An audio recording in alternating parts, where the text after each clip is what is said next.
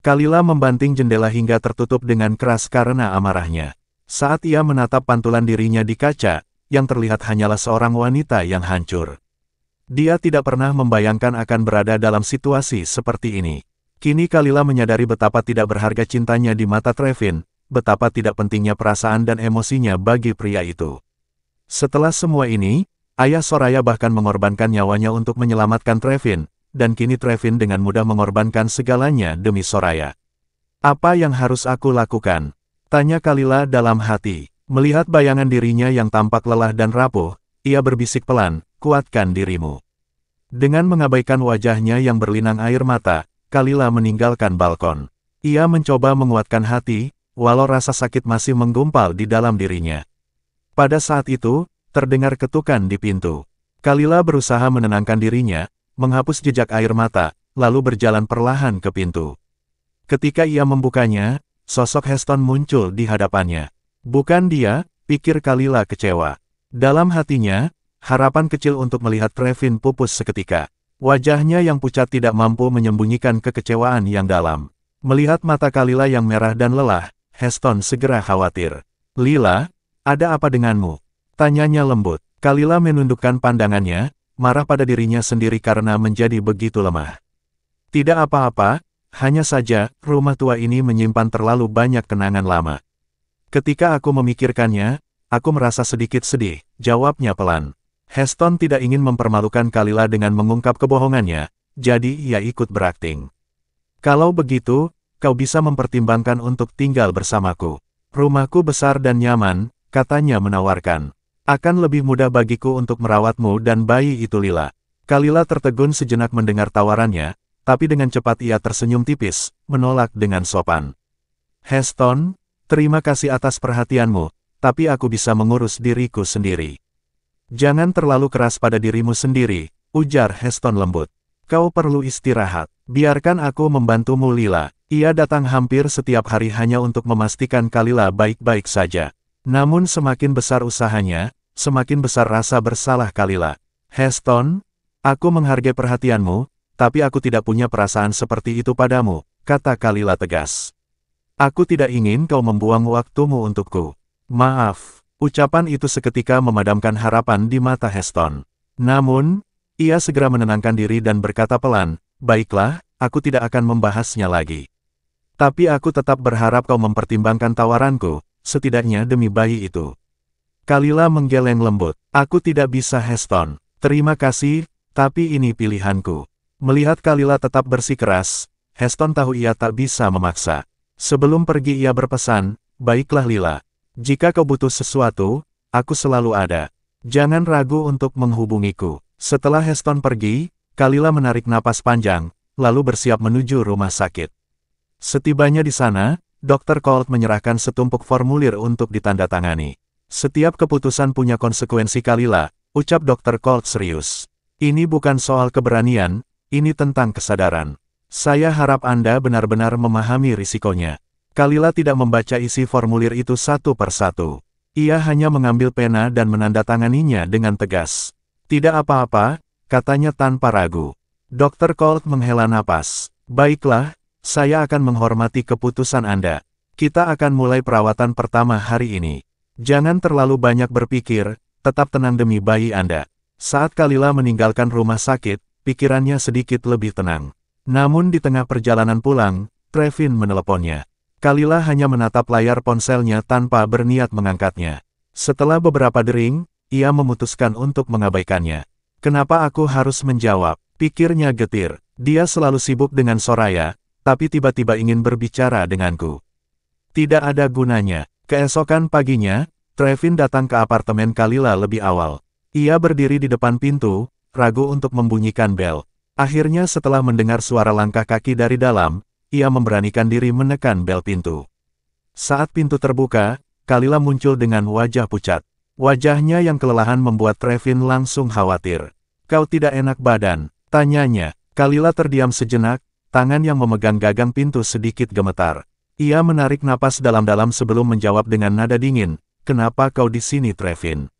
Jarak yang begitu dekat antara mereka membuat Kalila merasa tidak nyaman. Dengan cepat dia mundur selangkah, mencoba menjaga jarak. Namun Trevin tidak melewatkan kesempatan itu. Tanpa diminta, dia menyelinap masuk ke dalam apartemen Kalila. Kalila mencoba menghentikannya, tetapi sudah terlambat. Trevin telah melepas sepatunya dan berjalan ke ruang tamu seperti pemilik rumah. Dengan santai, dia duduk di sofa Kalila. "Lila, aku membawa ini untukmu dan anak kita," kata Trevin sambil menunjukkan tas penuh suplemen gizi. Ia berbicara seolah-olah semuanya baik-baik saja di antara mereka. Kalila yang masih terjebak dalam pikirannya sendiri, baru menyadari keberadaan tas itu setelah beberapa saat. Perhatian Trevin yang tiba-tiba terasa asing baginya. Hari itu, suasana hati Kalila sudah buruk sejak pagi karena perasaan emosional yang tak menentu, diperburuk oleh kehadiran Trevin. Saat dia melihat pria itu duduk di ruang tamunya dengan senyum ramah, menjelaskan manfaat dari setiap suplemen, rasa kesedihan yang mendalam menyergapnya. Semua ini, pikir Kalila, seharusnya menjadi miliknya, suami yang peduli, rumah yang hangat, dukungan di tengah kehamilannya. Kenyataan bahwa dia tidak memiliki semua itu membuat hatinya terasa berat. "Aku akan menerimanya. Terima kasih Trevin. Tapi bisakah kau pergi sekarang?" ucap Kalila dingin, menahan emosi yang hampir meledak. Trevin tertegun, tapi dia tetap berusaha tenang. "Bisakah aku minum air sebelum pergi?" "Tenggorokanku terasa kering," katanya serak. Wajahnya tampak lelah, matanya merah, dan terlihat jelas bahwa ia kurang tidur. Kalila menarik napas panjang, mencoba menenangkan diri. "Silakan, tapi pergi setelah itu." Dia berbalik menuju dapur, menuangkan segelas air untuk Trevin, lalu membawanya kembali. Tanpa memandangnya, Kalila meletakkan gelas itu di meja dengan sedikit kasar. Saat dia hendak menarik tangannya, Trevin tiba-tiba meraih pergelangan tangannya. Jantung Kalila berdebar kencang akibat sentuhan itu. Dia segera menarik tangannya, tapi suaranya tetap tenang meski ada ketegangan di matanya. "Apa yang kau lakukan?" "Minum air," jawab Trevin pelan sambil menyesap dari gelasnya.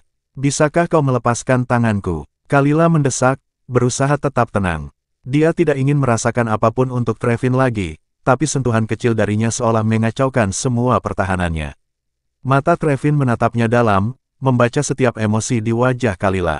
Ia mencoba berbicara. "Lila, tidak ada apa-apa antara aku dan Soraya. Kemarin aku..." "Cukup," Kalila memotong dengan suara bergetar. Matanya mulai memerah karena air mata yang tertahan. "Trevin, jika kau kesini untuk membicarakan hubunganmu dengan Soraya, aku tidak punya waktu mendengarnya. Dan sejujurnya aku tidak peduli." Dia memalingkan wajahnya, menggunakan tangannya yang bebas untuk menghapus air matanya. Trevin terdiam. Ia tahu Kalila serius. Dia tahu Kalila sudah tidak ingin peduli lagi tentang dirinya. Tapi entah kenapa, Trevin merasa Kalila tampak lebih kurus dari sebelumnya. Trevin bangkit, rasa bersalah menghantuinya. "Lila, aku tidak akan melepaskanmu. Aku berjanji akan menjelaskan semuanya sesegera mungkin." Sebelum Kalila sempat menjawab, Trevin tiba-tiba memeluknya erat. "Bisakah kau memberiku kesempatan lagi Kalila? Demi bayi kita," bisiknya. Kalila terkejut dengan pelukan itu, tubuhnya menegang. Namun Trevin tetap memeluknya, seolah takut kehilangannya. Saat ia menempelkan tangannya ke perut Kalila, rasa hangat muncul di hatinya. Kehidupan baru yang tumbuh di dalamnya adalah milik mereka berdua, pikir Trevin. Namun kegembiraan itu berubah menjadi kekhawatiran ketika ia menyadari tubuh Kalila terasa sangat kurus. Apakah dia benar-benar menjaga dirinya sendiri? Trevin merasa ngeri. Saat menyadari apa yang terjadi, Kalila mendorongnya menjauh dengan tenaga yang tersisa. "Trevin, tidak mungkin kita bisa kembali bersama. Aku baik-baik saja sekarang. Sebelumnya aku pikir aku tidak bisa hidup tanpamu, tapi sekarang aku tahu aku bisa." Kata-kata Kalila menusuk hati Trevin. Sebelum dia sempat mengatakan apapun, dia menundukkan kepala dan mencium bibir Kalila. Kalila terkejut, tubuhnya membeku. Ciuman itu begitu mendominasi, seperti hukuman. "Kamu," Kalila mencoba bicara, tapi suaranya hilang. Dalam kebingungannya, Kalila merespons ciuman itu dengan melawan. Trevin tersentak saat gigi Kalila membentur bibirnya, namun dia tidak berhenti. Sebaliknya, ciumannya menjadi lebih kuat, seolah mencoba menyerap setiap perasaan yang masih ada di antara mereka. Ketika Kalila hampir kehabisan napas, Trevin akhirnya melepaskannya. Dengan suara rendah dia berkata, "Lila, kau hanya bisa menjadi wanitaku." Kalila menatapnya dengan mata yang penuh amarah dan kebingungan, sambil berusaha mengatur napasnya yang tidak beraturan. Kalila terengah-engah, berjuang untuk mengatur napasnya. Pikirannya kacau saat ia menyadari apa yang baru saja terjadi. Jantungnya berdebar keras, tidak hanya karena ciuman itu, tetapi juga sensasi yang membangkitkan kenangan lama yang masih familiar. Dia merasa tubuhnya bergetar karena kehangatan sentuhan Trevin, membuatnya sadar bahwa ada kebutuhan yang muncul dalam dirinya, sesuatu yang telah lama ia coba tekan.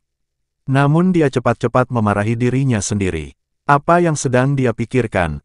Saat menatap mata Trevin, Kalila merasa dirinya terperangkap. Pria ini masih memiliki kendali atas hatinya, dan itu membuatnya takut. Tanpa sadar, ia mengangkat tangannya, hendak menyentuh wajah Trevin, ingin merasakan kembali kehangatan yang pernah ia rindukan. Namun sebelum ia sempat bicara, Trevin bersumpah, "Lila, kau hanya bisa menjadi milikku. Kau milikku." Kata-kata itu memukulnya seperti petir. Kalila tersentak keluar dari lamunannya. Dia mundur beberapa langkah, ngeri pada dirinya sendiri.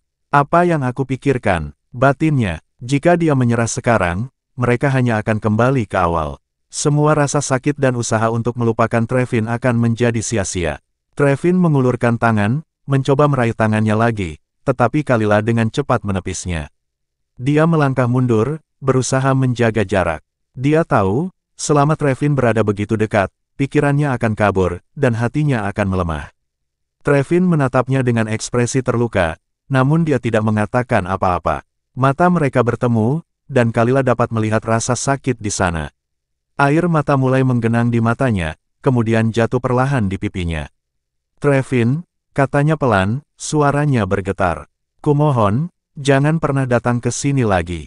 Pria itu seperti mimpi indah yang berubah menjadi mimpi buruk, membuat ketagihan tetapi juga menghancurkan. Kalila tidak tahu apakah ia lebih takut pada perasaan yang begitu menyakitkan, atau pada ketidakmampuannya untuk melepaskan kenangan indah yang pernah mereka bagi. Beberapa bulan lalu, jika seseorang bertanya bagaimana hidupnya tanpa Trevin, Kalila tak akan mampu menjawab.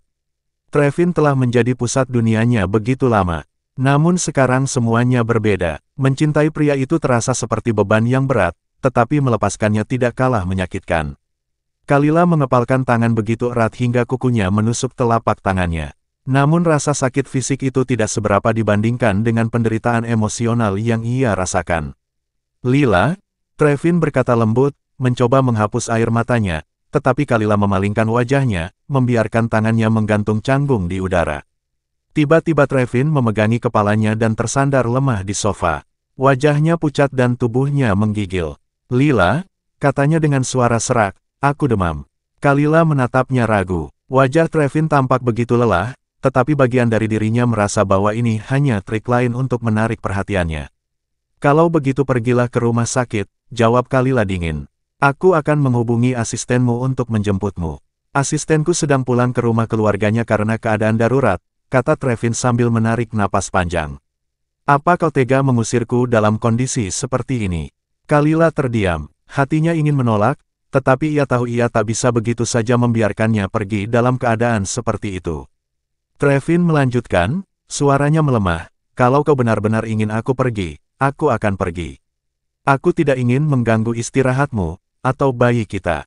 Setelah berkata demikian, Trevin berdiri dengan susah payah dan berjalan ke arah pintu, meski tubuhnya tampak goyah. Kalila memandang sosoknya yang lemah, dan hatinya terasa berat. Ia tahu Trevin sedang melebih-lebihkan kondisinya, tetapi ia tak bisa bersikap acuh tak acuh. "Aku melakukan ini demi bayi kita," bisiknya pelan, mencoba meyakinkan dirinya sendiri. "Trevin, kau bisa tinggal di sini malam ini. Pergilah besok," katanya akhirnya. Trevin tersenyum kecil, meski wajahnya masih tampak pucat.